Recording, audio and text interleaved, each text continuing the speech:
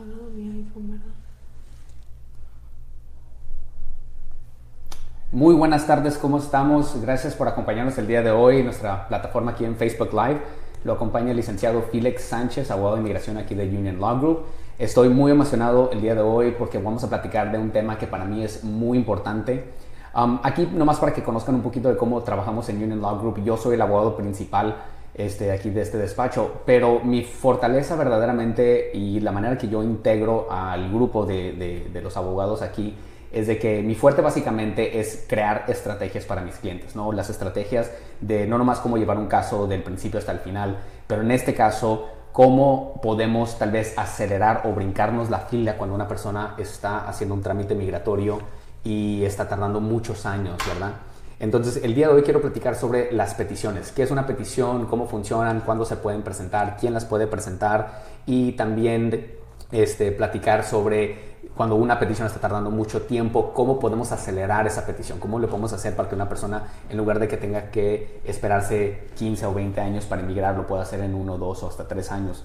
Entonces, definitivamente es una de las pláticas más interesantes, es uno de mis temas más favoritos de platicar porque definitivamente aquí es donde verdaderamente la estrategia de cómo llegar a una residencia de una manera rápida. Eso es repito, mi fortaleza aquí en la firma. Entonces vamos empezando con es más, antes de platicar de esto, los quería invitar a un evento que vamos a estar teniendo próximamente en el Copley Price YMCA en San Diego, que viene siendo el 17 de octubre a las 7 de la tarde. Entonces pueden ver el enlace aquí en nuestra página de Facebook. Si se quieren registrar, este evento es completamente gratuito. Si se quieren registrar en nuestra página de Facebook, pueden ver el enlace. Nomás se van a ese enlace, ponen su información, su nombre, correo electrónico y ya se registran automáticamente. Entonces les repito, el seminario está programado para el 17 de octubre a las 7 de la tarde en el Copley Price YMCA. Bueno, regresando al tema del día de hoy, peticiones familiares. ¿Cómo podemos inmigrar a Estados Unidos, ¿no? Entonces, hace un mes más o menos platiqué del proceso de la residencia. El proceso de la residencia es lo que viene siendo un ajuste para aquellas personas que quieren emigrar dentro de Estados Unidos o un proceso consular para aquellas personas que están fuera de Estados Unidos o que no califican para emigrar dentro de Estados Unidos. Eso es lo que le llamamos un proceso consular. Obviamente, cuando estamos iniciando el proceso de la residencia, se presume que la persona ya tiene una visa disponible. ¿Qué quiere decir eso? Normalmente empezamos con una petición familiar. Una petición familiar quiere decir que una persona, típicamente un ciudadano americano o residente, presentó una petición para la persona, para su familiar. Entonces, aquí vamos a manejar dos categorías distintas. Lo que viene siendo familiar inmediato, o en inglés Immediate Relative o IR, y la otra categoría es la categoría familiar, y esa es una categoría que generalmente va a tardar más años. En la primera categoría, la IR, lo que quiere decir otra vez en inglés es Immediate Relative, y eso quiere decir que hay visas disponibles inmediatamente. Inmediatamente quiere decir de que en el momento que presentamos la petición y la petición está aprobada, en ese mismo momento podemos empezar con la residencia, ¿ok? Quiere decir que la persona sí califica, sí es elegible, la persona puede emigrar inmediatamente. ¿Quién entra dentro de la petición inmediata? Aquí va a ser esposos de ciudadanos americanos, hijos menores de 21 años de edad de ciudadanos americanos y padres de ciudadanos americanos, siempre y cuando el ciudadano americano sea mayor de 21. Entonces, repito, esposos de ciudadanos americanos, cónyuges, hijos menores de 21, solteros de ciudadanos americanos, y padres de ciudadanos americanos siempre y cuando el ciudadano americano ya sea mayor de 21 años de edad. ¿Ok? Ahora, si no entra dentro de esa categoría inmediata, ¿cuál es la otra categoría? La categoría familiar. Y eso es donde la persona típicamente va a tardar más tiempo. Entonces, ¿quién entra en esta categoría? Aquí va a ser hijos solteros de ciudadanos americanos mayor de 21, obviamente. ¿Ok? Hijos y esposos de residentes en la categoría 2. En la categoría 3 tenemos hijos casados de ciudadanos americanos y finalmente hermanos solteros o casados de ciudadanos americanos. Otra vez repito, hijos solteros de ciudadanos americanos, hijos y esposos de residentes solteros, también hijos casados de ciudadanos americanos y finalmente hermanos de ciudadanos americanos. Ahora, como si se dieron cuenta, un residente no puede inmigrar a un papá, un residente no puede inmigrar a un hijo casado, un residente no puede inmigrar a un hermano, ¿ok? Entonces, esa es una de las grandes ventajas de si uno es residente y se quiere ser ciudadano americano, de repente abre la puerta para que puedan inmigrar a más personas, no nomás a las esposas, hijos y padres, ¿verdad? Entonces, vamos a enfocarnos en las categorías familiares, la segunda categoría que dije hace unos minutos, la que viene siendo la F1, 2, 3 y 4, ¿ok? Entonces, ¿cómo empieza un proceso de inmigración? El proceso de inmigración empieza con una petición que un ciudadano americano o residente va a presentar para su familiar. Entonces, paso número 1, presentar la petición, pagar la cuota del gobierno y esperar que nos aprueben el caso. Obviamente, ahí estamos mandando, el comprobante de que el ciudadano americano es ciudadano americano o si es residente, la mica. También el lazo familiar, ¿verdad? Si es el esposo, va a enseñar el acta de matrimonio. Si es el hijo, va a enseñar el acta de nacimiento del hijo, etcétera, etcétera. Si son hermanos, actas de nacimiento los dos, comprobando que tienen por lo menos un padre en común. Esa es una de las preguntas muy importantes que recibo, ¿no? Tengo un medio hermano, ¿puedo presentar una petición para mi medio hermano? La respuesta es sí, siempre y cuando tengan por lo menos un papá en común o una mamá en común, ya con eso es suficiente, ¿verdad? Entonces, paso número 1, presentar la petición. Paso número 2, esperar que nos llegue la aprobación. Ahora, no se desesperen. Estos procesos pueden ser muy tardados. La pura aprobación podría tardar entre 6 meses hasta 4 años, dependiendo de la categoría. Desafortunadamente, no hay mucho que podamos hacer de la espera, del tiempo que tarda para aprobar la petición. La estrategia verdaderamente viene ya que está aprobada el caso, cómo le podemos hacer para acelerar el proceso. Entonces, paso 1, presentar la petición. Paso 2, esperar la aprobación. Paso 3, aquí es donde es mucho esperar. Aquí es donde nosotros vamos a irnos al boletín de visas. Y el boletín de visas es algo publicado no por inmigración, sino publicado por el Departamento de Estado. El Departamento de Estado es el que controla el flujo de las visas, es decir, cuántas visas se otorgan cada año. Entonces, el Congreso, por estatuto, designó cierta cantidad de visas para diferentes categorías a diferentes países.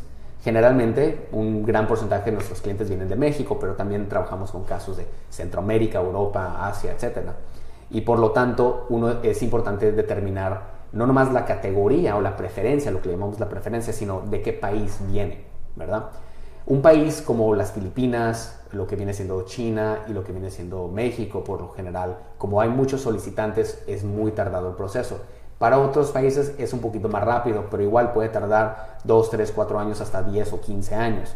Para mexicanos puede tardar 2, 3, 4 años, pero en ciertas preferencias puede tardar arriba de 20 años. Entonces, definitivamente los procesos son algo lentos.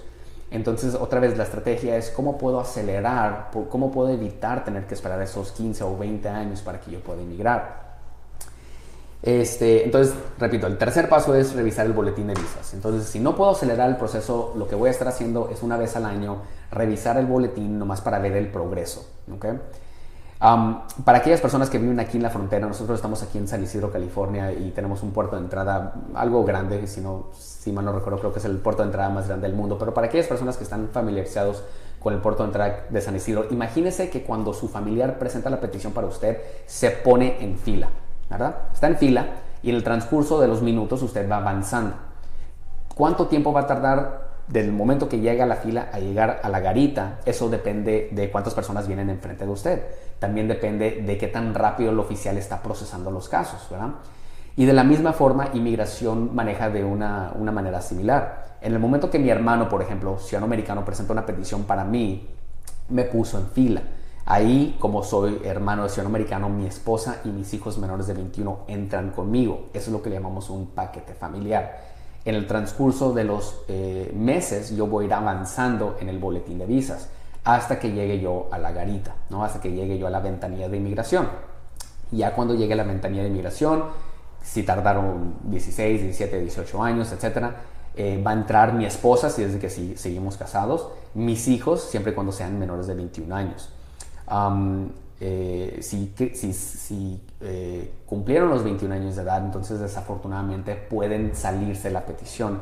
Hay ciertas estrategias que podemos manejar para que el hijo se quede dentro de la petición por unos años después de los 21, algo que se llama el Child Status Protection Act. No vamos a platicar mucho del tema el día de hoy, pero si alguien tiene preguntas específicamente del Child Status Protection Act, mándenme un mensaje privado y los puedo contestar. O tal vez lo puedo platicar en otro plática en vivo, ¿no? Entonces otra vez, mi hermano presentó una petición para mí, yo ya estoy en fila y yo quiero saber qué puedo hacer para avanzar la petición. Y aquí hay dos maneras.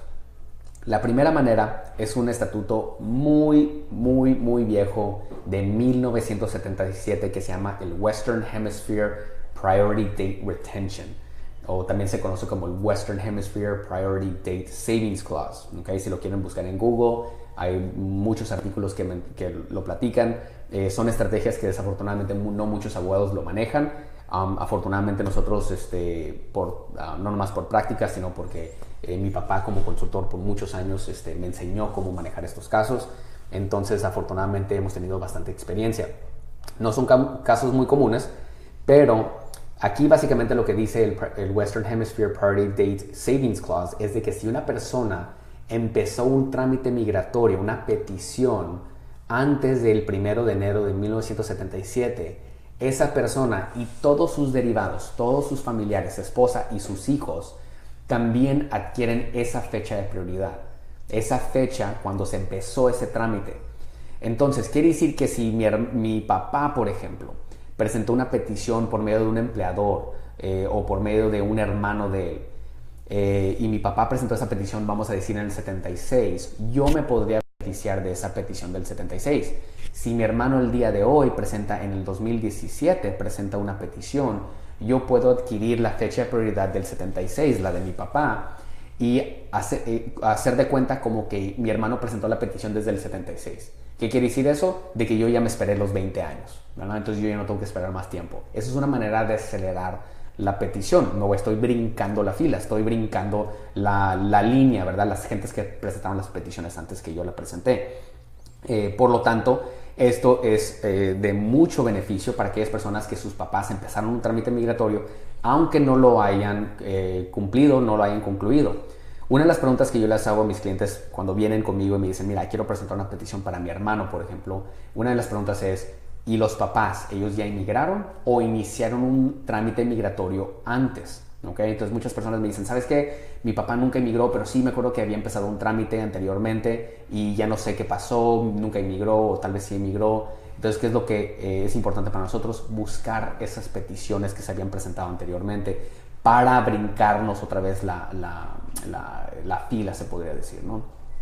¿Qué es lo que les pido a mis clientes? Cuando vengan a una consulta conmigo, hay que estar preparados para contestar esas preguntas. Entonces, otra vez, ¿el papá o la mamá empezaron un trámite migratorio hace muchos años? ¿Sí o no? Y eso me daría la oportunidad de ver si puedo hacer algo para brincarme la fila. ¿Okay?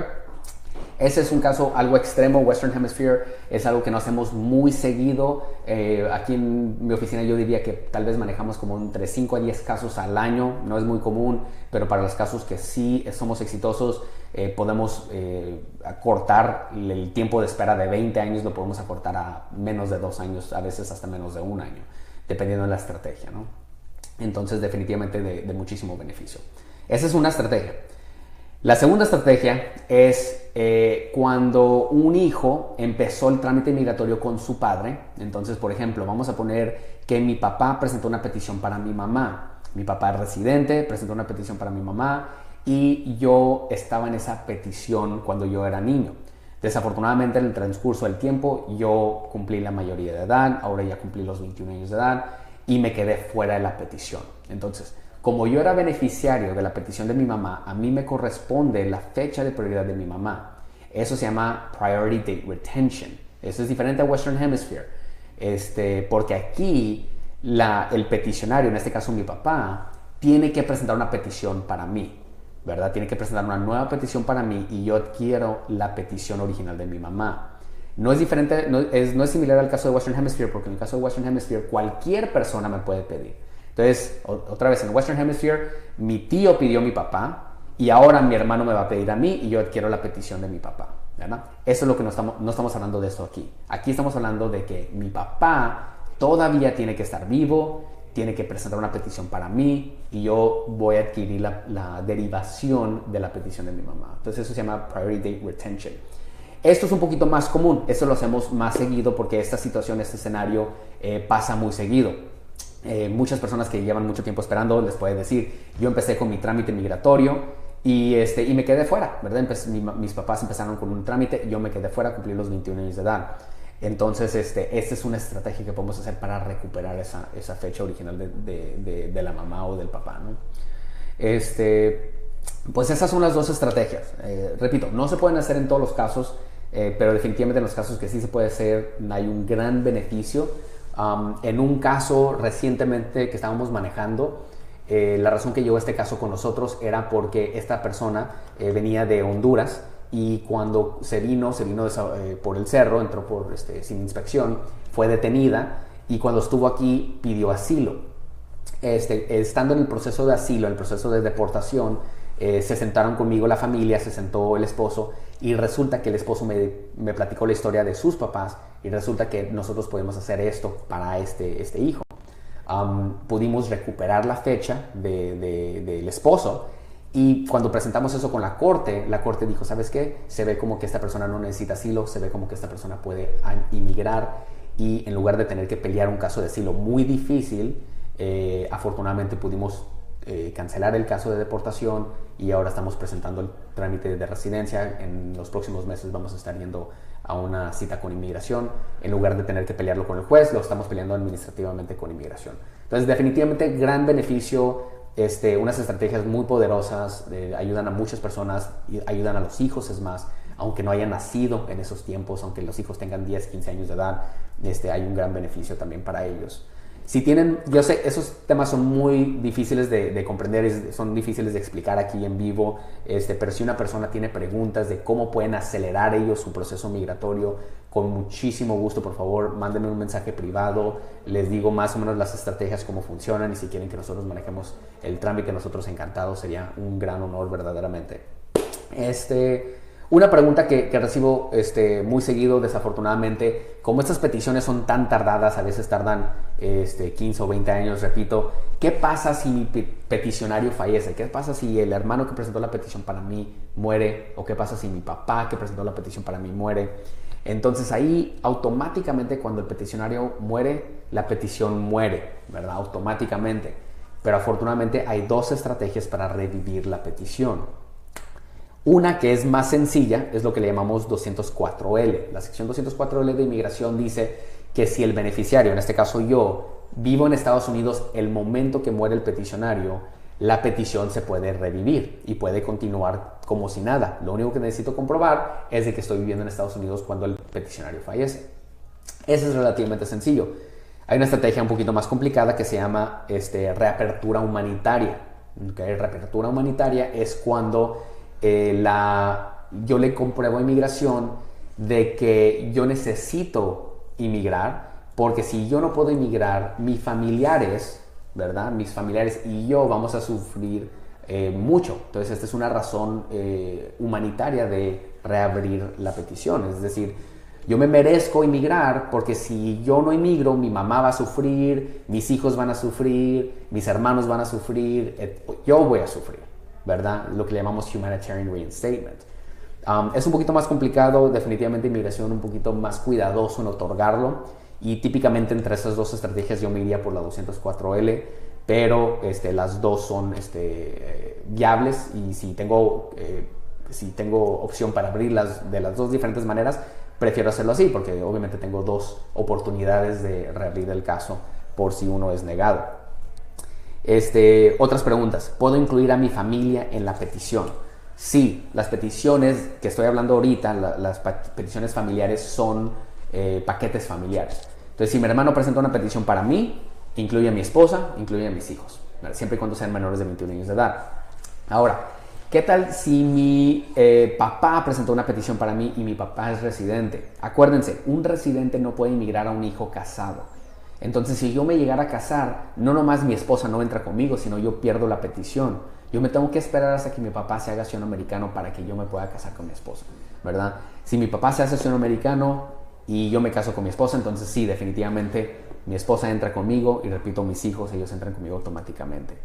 Entonces, ¿puedo incluir a toda mi familia? La respuesta es sí.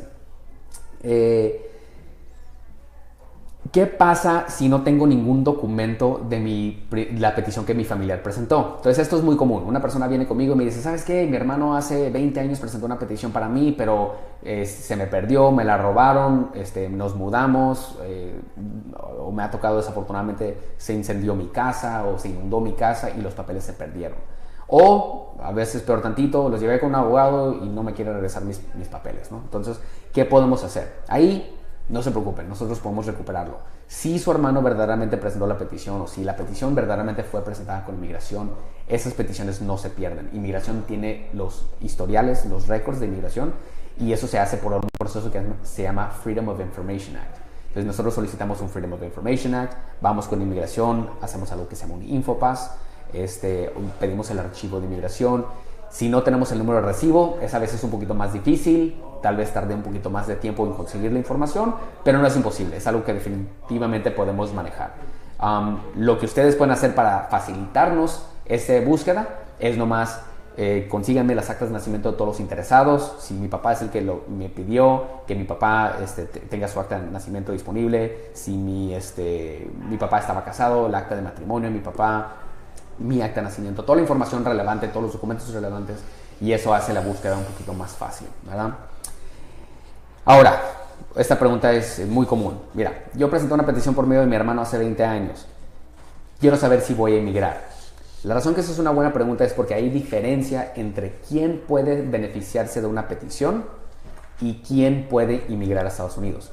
Esa es la diferencia entre elegibilidad y admisibilidad. Son dos cosas distintas. ¿Quién es elegible para recibir una visa migratoria? Por ejemplo, si mi esposa me pidió a mí y estamos casados legalmente y es una relación de buena fe, yo soy elegible para emigrar. No quiere decir que soy admisible, ¿verdad? Eso es algo diferente. Si yo cometí infracciones o delitos o tengo deportaciones o de alguna otra manera tengo una infracción migratoria, posiblemente, aunque sea elegible para emigrar, no necesariamente quiere decir que voy a emigrar. Eso es algo distinto. Entonces, cuando vengan a consulta, se le pide a las personas, por favor, sean honestos con nosotros, díganos cualquier incidente que ustedes consideren importante, porque esa es la manera que nosotros podemos determinar si verdaderamente este caso va a ser exitoso, ¿verdad? Entonces, simplemente porque mi papá presentó una petición para mí hace 20 años y ahora ya me esperé el tiempo y hay una visa disponible, no quiere decir de que voy a poder emigrar, ¿no? Pues sí, eso es básicamente lo que viene siendo los temas de peticiones. Ahora, dejé muchas preguntas adicionales que mucha gente nos hace, pero ahí les dije más o menos lo básico, ¿no? ¿Qué es una petición? ¿Quién la puede presentar? ¿Quién se puede beneficiar? ¿Cuánto tiempo tarda? ¿Hay algo que puedo hacer para acelerar la petición? ¿Qué pasa si mi peticionario fallece? ¿Y qué pasa si no tengo comprobantes de la documentación que se presentó, ¿no?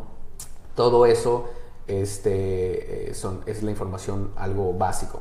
Entonces, para aquellas personas que están más interesados en el proceso de la residencia o tienen más preguntas, repito, estamos teniendo un seminario próximamente aquí el 17 de octubre en el Copley Price Family YMCA en el Cajón Boulevard, 4300 El Cajón Boulevard en San Diego, California.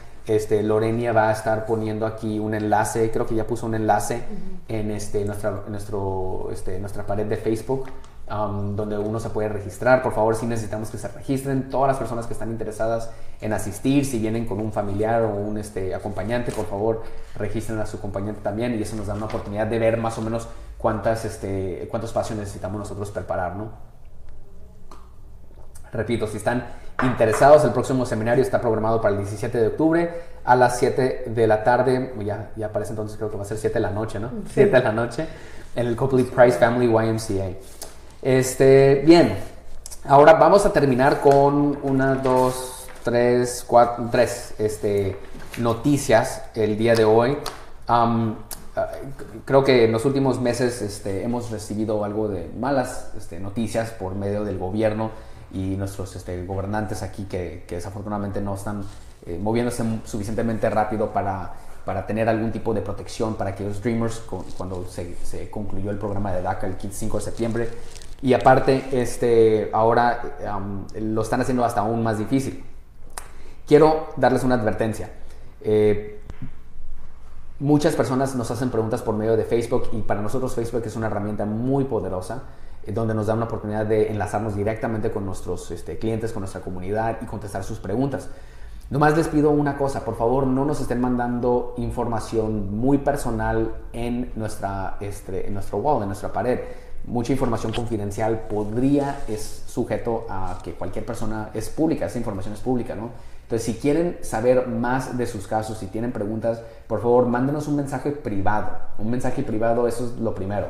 Segundo, obviamente en cuanto a mensajes es difícil contestar la pregunta de una forma completa, y para eso típicamente les vamos a pedir que hagan una cita presencial o telefónica conmigo, si es de que no están aquí cerca en San Diego, para que podamos contestar su pregunta más detalladamente. Pero repito, no pongan sus preguntas en nuestra página de Facebook, porque no sabemos quiénes son las personas que están viendo esa información. Aparte, el Department of Homeland Security anunció que va a mantener récords a partir del 18 de octubre. Va a mantener récords de información pública que una persona voluntariamente está poniendo en sus redes sociales, incluyendo Facebook, incluyendo Twitter, incluyendo LinkedIn, todos los otros redes sociales. Entonces, otra vez, por favor, tengan mucho cuidado, no pongan información confidencial, personal de ustedes, mándenos un mensaje privado en lugar, o háblenos para hacer una cita en persona. Entonces, otra vez, quedan advertidos, por favor, no hagan ese error. El presidente Trump en esta semana, con varios senadores republicanos, dieron una propuesta de las condiciones para pasar el DREAM Act. Ustedes que nos han seguido por unos meses ya saben que nosotros estamos muy involucrados con esta reforma migratoria para aquellos, lo que les llamamos soñadores, los dreamers, para que puedan tener algún tipo de protección, ya de que DACA no fue, o mejor dicho, que DACA fue terminado el programa. Entonces, ahora sí que el presidente se fue grande, ¿no? Si quieren pasar al DREAM Act, esas son las condiciones. Necesita o está pidiendo financiar el muro entre Estados Unidos y México. Más o menos creo que quieren 25 punto y pico billones de dólares. 25 mil millones de dólares, es una cifra muy ridícula. Imagínense lo que ese dinero podría ayudar a nuestras comunidades. Un muro verdaderamente no creo que nos dé mucho protección, pero total, ¿no? Eliminar el flujo de niños centroamericanos que entran a Estados Unidos pidiendo asilo.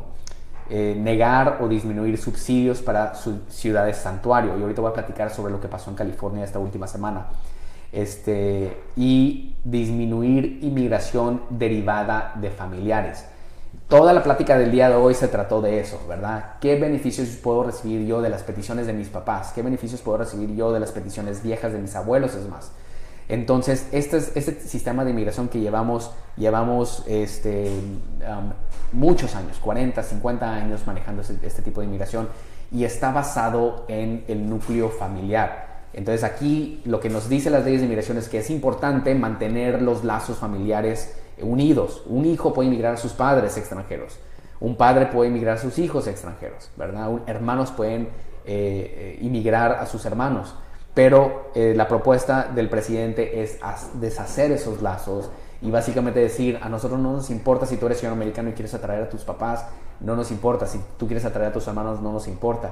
Entonces, ¿qué es lo que va a pasar? Vamos a estar rompiendo familias, ¿no? No vamos a tener la oportunidad de unir a nuestras familias que no tuvieron el privilegio de inmigrar cuando nosotros inmigramos. Por lo tanto, yo no sé si va a pasar esta propuesta. No quiero esperar a ver si va a pasar. Sé que hay muchas propuestas que están planeando eliminar muchas categorías de derivados. ¿Qué quiero decir con derivados? Si mi hermano me está inmigrando a mí, mi derivada sería mi esposa y mis hijos menores de 21, ¿verdad? Eso es una manera de limitar la cantidad de personas que van a estar inmigrando a Estados Unidos. Entonces, ¿qué quiere decir eso? Si yo puedo presentar una petición el día de hoy para mis familiares e incluir a sus familias, ahorita es el momento de presentarlo. Yo sé que puede tardar 10, 15 o 20 años. Yo no sé cuánto tiempo va a tardar. Si no podemos acelerar el proceso, tal vez vaya a tardar los 15 o 20 años.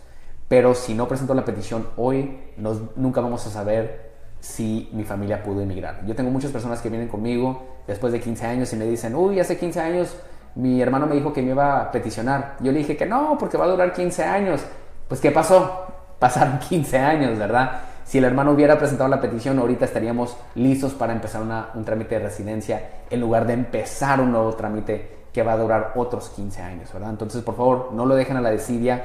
Presenten las peticiones para sus familiares si son ciudadanos americanos, o si tienen un hermano o papá o esposo que puede presentar una petición ahorita, no pierda la oportunidad, presente la petición.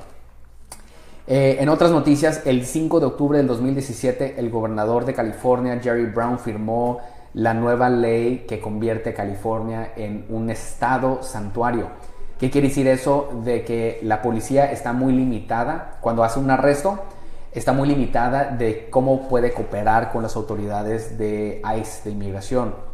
Entonces, esas son buenas noticias. Desafortunadamente, Homeland Security y ICE contestaron diciendo, bueno, si tú nos vas a limitar, nosotros vamos a empezar a hacer redadas en tus comunidades y en lugares de trabajo. Por lo tanto, les pido otra vez, tengan mucho cuidado. Conozcan sus derechos, y lo he platicado varias veces aquí en nuestras páginas de Facebook, y también tenemos publicaciones en nuestra página de internet que dice, conozca sus derechos, que ustedes sepan que si un oficial de ICE los cuestiona, no tienen que contestar preguntas, no tienen que enseñar identificación, no tienen que contestar preguntas de cuándo entró a Estados Unidos, cómo entró, dónde nació, nada de eso. Si alguien los llegara a parar, ustedes digan, quiero hablar con mi abogado, no quiero contestar preguntas. Y otra vez la pregunta importante es, ¿estoy arrestado, sí o no? Si está arrestado, quédese callado, no diga nada. Si no está arrestado, entonces le dice al oficial, con permiso, y se va, ¿verdad? Eso es una pregunta muy, muy, muy importante, porque el oficial le tiene que decir sí o no, ¿ok? Entonces, muy importante. Conozcan sus derechos, por favor. Simplemente porque el gobernador ha anunciado que el California es un lugar santuario, no quiere decir que estamos seguros y estamos protegidos en nuestras casas, en nuestros hogares, en nuestros lugares de trabajo. Todavía corremos mucho riesgo. Van a ser 2-3 años difíciles de aquí hasta que no haya algún tipo de reforma o hasta que finalmente saquemos a este presidente. Pero tengan mucho cuidado, por favor. Esas son las noticias de esta semana. Y vamos a contestar finalmente, creo que tenemos unas preguntas. Aquí también. Tenemos unas preguntas. ¿Lorena? Ok. María Ramos nos dice que ella solicitó un perdón para su esposo y para ella desde septiembre del año pasado y no ha tenido respuesta alguna. Quiere saber cuánto tiempo tarda para que le contesten su perdón. Muy buena pregunta, María. Entonces, lo primero que tenemos que saber ahí es, dices que no te llegó, no tiene información, pero te llegó el número de recibo o te llegó el recibo por lo menos. Porque si te llegó el recibo, ahí podemos encontrar mucha información. La página de USCIS.gov tiene una función que verdaderamente trabaja bien, aunque es una burocracia, a veces hacen las cosas más o menos correctamente. Y hay un servicio que le llaman My Case Status. Entonces, si te registras en My Case Status, metes tu información como tu correo electrónico, tu celular, te pueden mandar notificaciones cada vez que hay algo nuevo en tu caso. Y también te puedes meter para ver el historial de esa petición. Tienes que presentar un número de recibo por lo menos, pero cada caso es diferente. Entonces, la petición que se presentó, ese es un recibo. El perdón, ese es otro recibo. El ajuste, ese es otro recibo. El permiso de trabajo es otro recibo. El permiso para viajar es otro recibo, etcétera, etcétera, ¿no? Entonces, cada una de las diferentes recibos se necesita presentar para agarrar un historial. Entonces, si tienes el recibo y tienes el número de caso, nos puedes mandar un mensaje, lo podemos revisar bien rápido aquí en las páginas de inmigración y ver cuál es el estatus. Toma en cuenta que si te mudaste, cambiaste de domicilio o algo y no hiciste un cambio de domicilio, te lo van a mandar al domicilio viejo. Y si no contestas y te piden un requerimiento adicional, por ejemplo, y no contestas, típicamente cierran el caso. Un año es demasiado tiempo, un año dependiendo en el caso, dependiendo en el perdón. Los perdones generalmente están tardando entre 8 meses a 10 meses, pero hay unos perdones que sí están tardando arribita del año.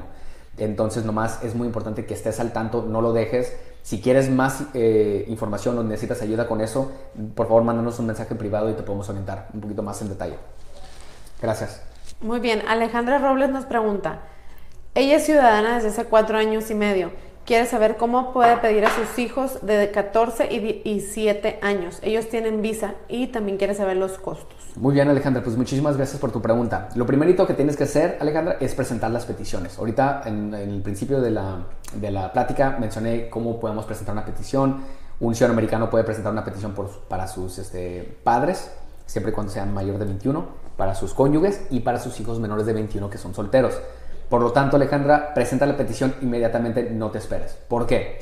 Al presentar la petición, la edad de tus hijos se congela, ¿ok? Eso es lo que se llama el Child Status Protection Act. Cuando congelamos la edad de sus hijos, no importa si ellos después cumplen 18 o 21 años de edad, no importa. Ellos siguen protegidos dentro del Estatuto de Inmigración y ellos van a poder inmigrar, no importa cuánto tiempo tardes. Entonces, nomás ahorita presenta la petición. Después platicamos sobre cómo pueden inmigrar. El hecho que tengan visas les da la oportunidad de ajustar en Estados Unidos, si es de que están aquí, y si no están aquí, si son de México, por ejemplo, por medio de Ciudad Juárez. Entonces, esas dos opciones lo podemos platicar más en detalle en consulta si quieres. Costos, es muy, muy buena pregunta. Los costos van a variar, yo diría que para inmigración te vas a terminar gastando entre $900 a $1,700 dependiendo del proceso que hagamos. En cuanto a honorarios, ahí te va. Típicamente no damos precios por medio de esta red, pero sí te puedo decir, nosotros somos muy flexibles en los precios que nosotros manejamos, somos muy justos, somos muy transparentes, los costos se te dan de una forma muy clara, nunca cobramos ni un penny más de lo que nosotros cotizamos. Quiere decir que si tu caso es negado por alguna razón, nosotros no cobramos por apelaciones, presentar peticiones otra vez, nada de eso, todo eso ya viene incluido. Nuestros honorarios son fijos desde el primer momento que nos contratas, al menos de que nosotros hagamos otra cosa, ¿verdad? Si por ejemplo nos contratan para hacer una residencia y la persona termina en deportación, pues obviamente ese es un caso nuevo, ¿no? Pero ¿qué más te puedo decir de costos? En San Diego somos muy justos, no somos los más baratos de San Diego, pero también lo barato sale caro, ¿no? También le puedo decir que no somos los más caros. Definitivamente hemos visto otros abogados que cobran literalmente lo doble que nosotros cobramos. Nosotros mantenemos nuestros precios lo más bajo posible, tratamos de ser lo más justo y transparente posible. Pero muchas gracias por tu pregunta, Alejandra. Si quieres más información, por favor, háblanos, contáctanos y programamos una cita ya en persona. Muy bien, gracias. Luisa Díaz nos pregunta ¿qué se ocupa para hacerse ciudadana? Muy buena pregunta, Luisa. Ahorita es el momento. Si se quieren hacer ciudadanos americanos, ahorita es el momento. Inmigración está tardando el año completo para tramitar una ciudadanía, más o menos como 10 meses a 12 meses. Quiere decir, mucha gente está viniendo a nuestras oficinas con mucha urgencia porque quieren votar en las próximas elecciones. ¿Cuándo son las próximas elecciones? En noviembre del 2018. Estamos hablando de en 13 meses van a haber nuevas elecciones. Necesitamos que todas aquellas personas que son residentes permanentes que se hagan ciudadanos americanos. Hay más de 2 millones de californianos que son residentes, que son elegibles para hacerse ciudadanos americanos y no lo han hecho. Por favor, ahorita es el momento. ¿Qué necesitas para hacerte ciudadana americana? Necesitas, 1, tener 5 años de residencia en Estados Unidos o 3 años si es de que inmigraste por medio de un cónyuge, esposo o esposa, ciudadana americana o ciudadano americano. 5 años en Estados Unidos o 3 años. 2, necesitas comprobar presencia física durante ese periodo de tiempo. Si migraste hace más de 5 años, necesitas comprobar presencia física en los últimos 2 años y medio. Presencia física excluye los tiempos que te vas de vacaciones a visitar familia en México, arriba de 24 horas, si te vas a vivir a México, o si te vas a un viaje muy largo, o si te vas a trabajar en ciertas condiciones. Entonces necesitas comprobar por lo menos 2 años y medio de presencia física en Estados Unidos. Tercero, necesitas ser una persona de buen carácter moral. ¿Eso qué quiere decir? Pagaste tus impuestos, pagaste tu manutención, mantuviste a tus hijos, no tienes delitos, infracciones o felonías. Eres una persona de buen carácter moral, básicamente, que no te involucras en apuestas ilegales, que no eres alcohólico, drogadicto, abusador, etcétera, ¿no? Y si cumples con esos requisitos, pagamos una cuota de $725 al gobierno. Para aquellas personas que tienen bajos recursos, podemos bajar o eliminar la cuota de 725, la podemos reducir a 405 y en ciertos casos la podemos eliminar por completo. ¿Y qué más? Necesitas pasar un examen, ¿verdad? Necesitas pasar un examen de civismo y de historia de Estados Unidos. Si eres, normalmente esas preguntas, examen de civismo y de historia es en inglés. Entonces necesitas saber el inglés un poquito. Yo diría como un 40-50% manejar el inglés. Si no manejas el inglés, entonces vamos a ver si calificas para poder hacer el examen en español. ¿Quién califica para hacer el examen en español? Tienes que tener 50 años de edad y 20 años de residente, 50 y 20, o 55 años de edad y 15 años de residente. ¿Okay? Entonces otra vez, 50 y 20 o 55 y 15. Si cumples con esos requisitos, puedes hacer el examen en español y no tienes que hacer el examen en inglés. Entonces, una gran ventaja. ¿Okay? Si quieres más información o si quieres las preguntas para el examen de civismo, son 100 preguntas. Tienes que estudiar las 100, pero no te van a hacer 100 preguntas. Solamente te hacen 10 preguntas y de las 10 tienes que contestar por lo menos 6 correctamente para que puedas pasar el examen. ¿Okay? Si quieres las preguntas, tenemos un enlace en nuestra página de internet donde están las 100 preguntas en inglés y en español. Si quieres que te las mande por correo electrónico o a tu domicilio, nomás mándanos un mensaje privado y nosotros te las hacemos llegar lo más pronto posible. Muy bien, Lorena. ¿Alguna otra pregunta? Sí, José Juan González nos dice, a su familia se le vence la residencia en junio del próximo año. Desean saber si pueden meter la ciudadanía o les conviene renovar la residencia. Muy buena pregunta, excelente pregunta. Esa es la respuesta. Presenta la ciudadanía ahorita. ¿Por qué? Porque todavía tienes más de 6 meses antes de que se venza la residencia de tu familia. Si tú presentas la ciudadanía con más de 180 días antes de que se te venza la residencia, y como te dije hace unos minutos, está tardando 10 a 12 meses para que te aprueben la ciudadanía. Obviamente, si presentas ahorita la ciudadanía, se va a vencer tu mica.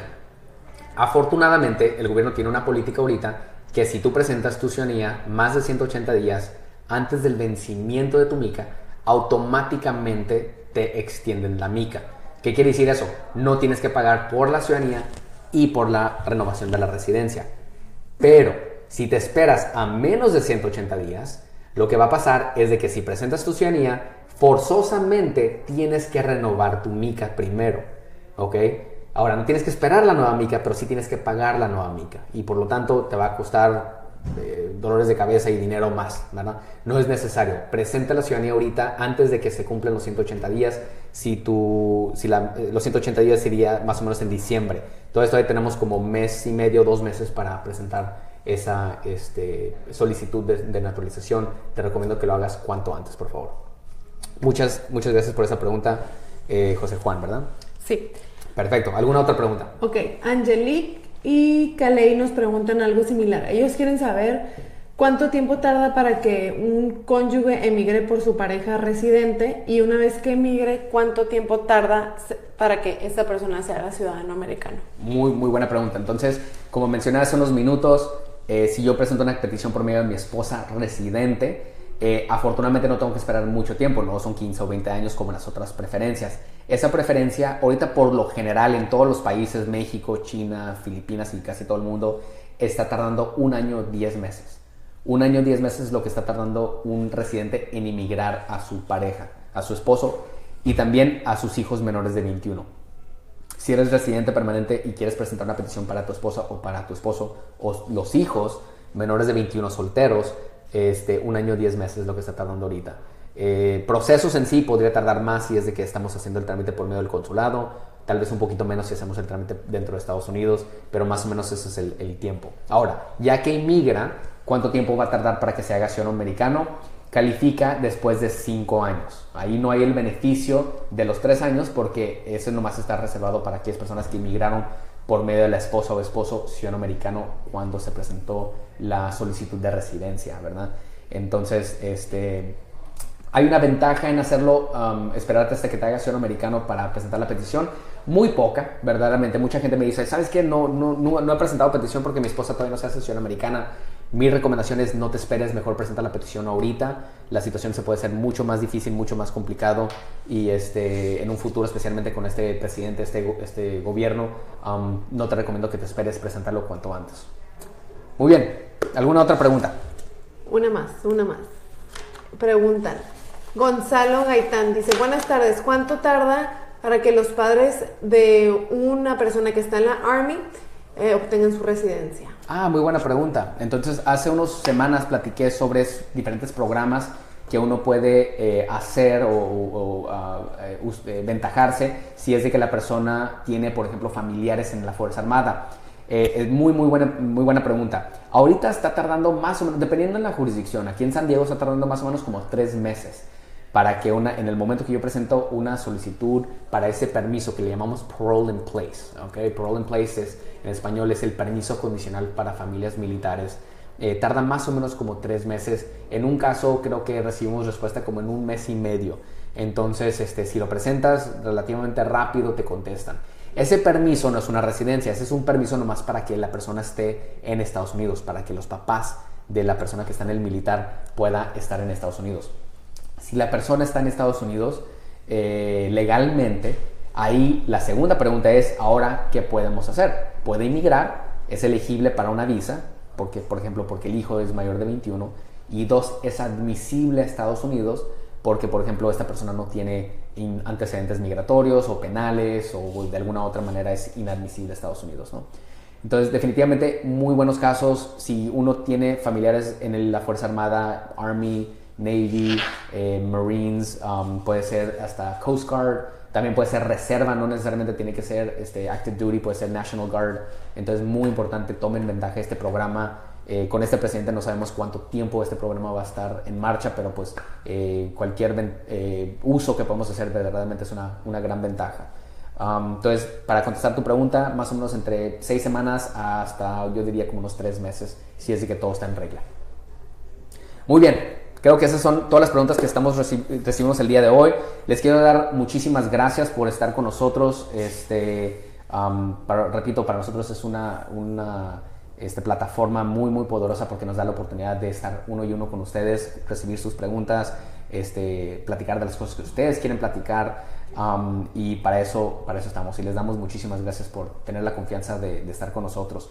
Les quiero por último recordar que tenemos un seminario el 17 de octubre a las 7 de la noche en el Copley Price Family YMCA aquí en San Diego, California, en el 4300 El Cajón Boulevard. Hay un enlace en nuestra página de Facebook si es de que quieren registrarse. Y si quieren más información de lo que platiqué el día de hoy o de cualquier pregunta que ustedes tengan, por favor mándenos un mensaje privado otra vez. No lo pongan en nuestra página de Facebook, hazlo en un mensaje privado y con mucho gusto alguien de mi equipo se contactará con ustedes para programar una cita.